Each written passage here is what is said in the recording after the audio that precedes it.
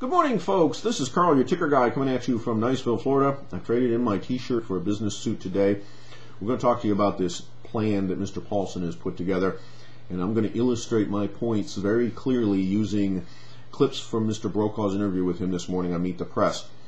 As Mr. Paulson is a public official, I believe that this use is covered under fair use, and that the public has a right to not only know what's going on, but to comment on it. So without further ado, let's go ahead and get to it. This is not something that we wanted to do. This is something that is very necessary. We'd had excesses building up for some time in this country.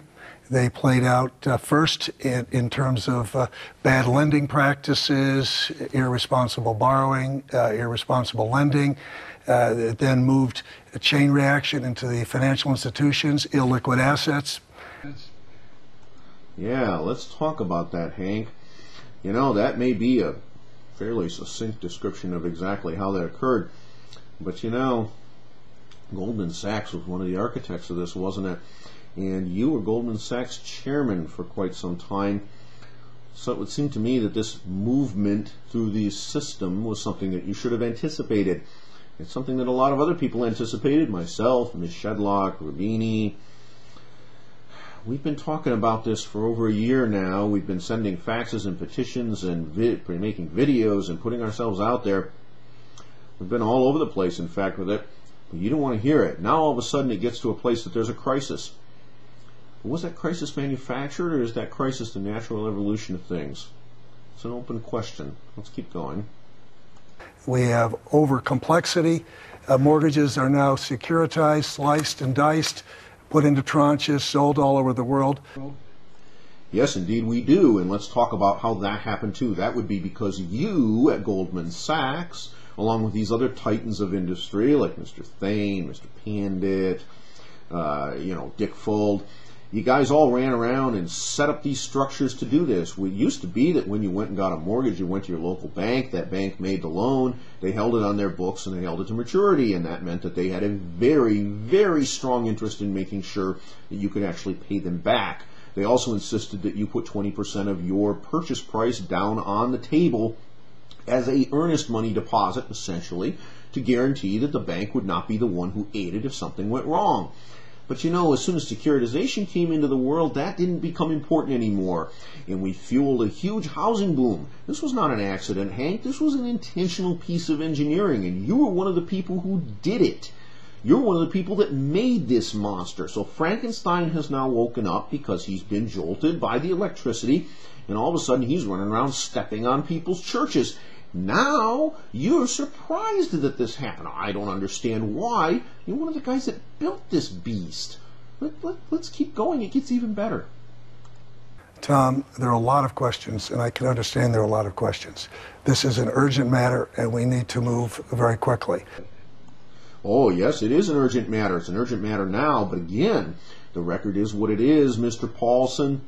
A year ago, when this whole thing started with the two hedge funds out of Bear Stearns, you started getting petitions and faxes from myself. You started seeing articles in the press from Mr. Rubini. You started seeing entries from Mish. You started seeing other people talking about the fact. You saw Mr. Schiller talking about this.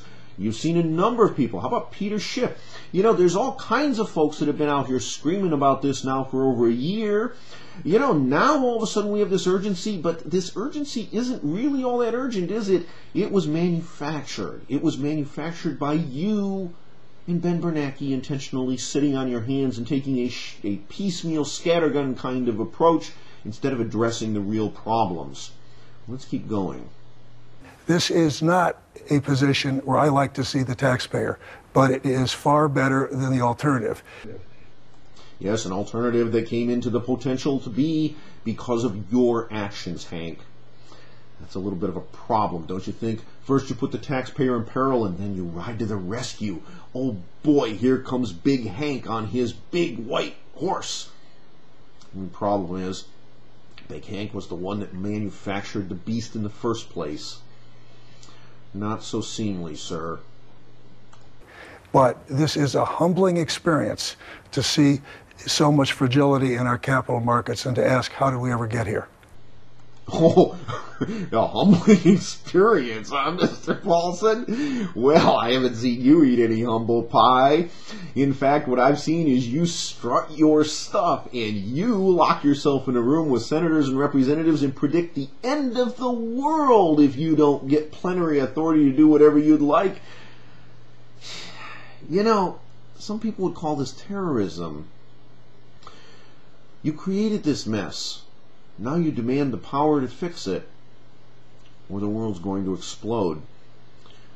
Some people would say, that's financial terrorism, Hank. But you're the Treasury Secretary. I wouldn't think it would come from someone like you, would you? Let's keep going. Well, a lot of people are saying a lot of things, Tom, and a lot of people want to rewrite history. Yeah, a lot of people would like to rewrite history. That would probably be first and foremost you, Mr. Paulson. Look, I'm normally skeptical of my government, but in this case I'm outraged. You cashed out over $500 million worth of stock and stock options when you came to work for the Treasury. You did so without paying 1 penny of tax. That's allowable under the law because we want people to be able to go into government work without being penalized by the tax code and having to divest themselves of their assets at the time that they do so. I understand that. What I don't understand and refuse to accept is the idea that you can create this kind of a Frankenstein monster of a financial system, an act that you clearly perpetrated, that you were an open and willing participant in when you ran Goldman Sachs. You can then sit around with your finger up your butt for the better part of a year, long beyond the time at which various commentators start raising hell, including myself, but not limited to myself. No, I don't have a PhD behind my name like Ben Bernanke does. I just ran a company for more than 20 years. You know, it isn't something that is very hard to figure out. It's just basic mathematics. When people can't pay their debts back, they default. When you make loans to people based upon the rising price of assets in a speculative bubble, it's going to end badly. I happen to be the CEO of an internet company during the technology bubble, so I know all about bubbles and about how they get blown and about how asset values get blown totally out of proportion, and the fact that they inevitably always bust. You, Mr. Paulson, went through the 1990s and the 2000 tech crash, and you ran Goldman Sachs during a major part of the housing bubble and during the creation of this credit mess. You are largely responsible for the creation of this monster, and now you wish the taxpayers to grant you plenary authority in order to bail them out. I don't believe you, Mr. Paulson. Furthermore, the proposal that you sent up to the Hill isn't going to cost $700 billion. It's going to cost an infinite amount of money. The $700 billion is the amount that you can hold on your balance sheet at any one time. You can launder money through that $700 billion facility as many times as you like, and one must presume that you will. So you could take the entirety of Fannie and Freddie's portfolio, for an example, $5.3 trillion, launder it through that facility. 20% of that loss could end up being the taxpayer's cost, over $1 trillion. You could then do it again.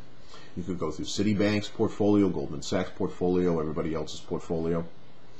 And you've conveniently written into the law a provision that nobody who gets damaged by your choice of which institutions die and which institutions live in this process, none of those people can sue. We've already had trillions of dollars of wealth wiped out as a direct result of your actions. Fannie and Freddie's preferred and common stock, AIG's preferred and common stock, Lehman Brothers, Bear Stearns. How much more do we need to tolerate, Mr. Paulson? You're asking to be made dictator of the United States financial system, and I think it's time for the people of this country, as well as the Congress, to stand up and say, no mas. This is the last chance we get, folks. You need to get on the phone now, early, and often.